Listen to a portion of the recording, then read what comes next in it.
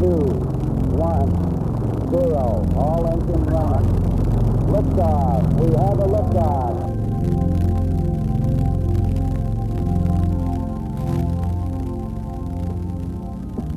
Yeah, we want some. The only one that won't be there was Frank Sinatra.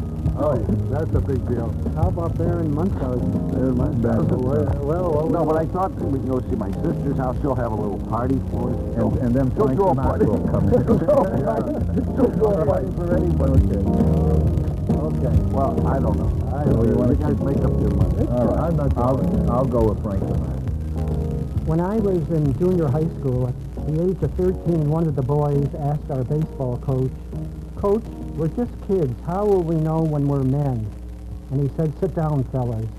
And the coach was a handsome 27-year-old university All-American athlete. And he said, "Last Saturday night, I took my wife to the movies, and I cried because it was a sad picture." Our coach cried? Yes, your coach cried because he's so sure of his manhood inside of him, he can afford to show his emotions on the outside. And that's the story that I shared with many people about the coach who was a role model for young boys. This is a little 60s conscious raising piece about the art of friendship. This story is about four friends who formed a friendship that's lasted well over 50 years.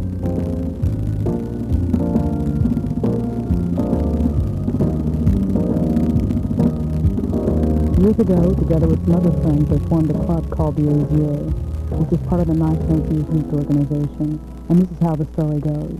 Those were peculiar days of the Depression.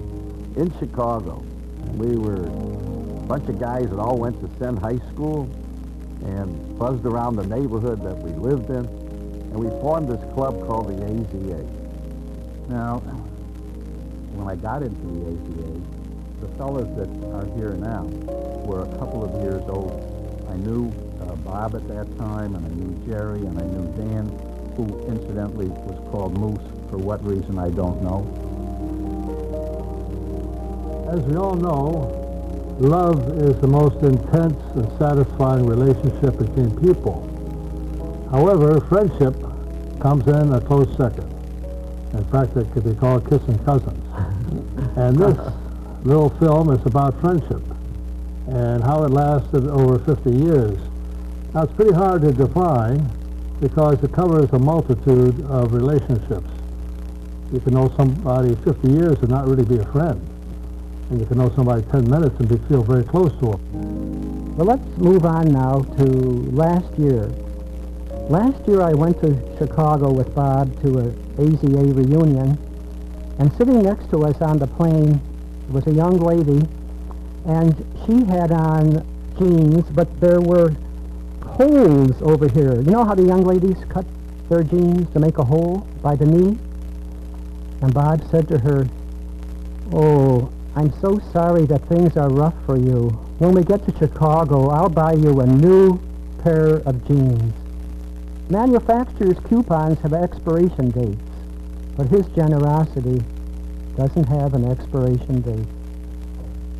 Jerry was a shy, introverted fellow. He never was loud or anything, but he was very scholastic, positive, but very shy. Well, we formed this nice club, and Jerry became one of the presidents of it. And although, as I say, we were active in every way, Jerry was always a basic part of it. He was the intelligent portion of our group. Bob Gans and Dan and Bud and I went to high school together. I was 13 years old. My dad reminded me around that time, he came to me and he said, "How come at this age you've grown from infancy to idiocy?" And we were all a bunch of rough, tough kids. Kids are in those days. These are the days of our being 15 and 16 years old. But as a gang, it was not a gang like we know today. Wonderful group of guys. None of us ever swore hardly, believe it or not.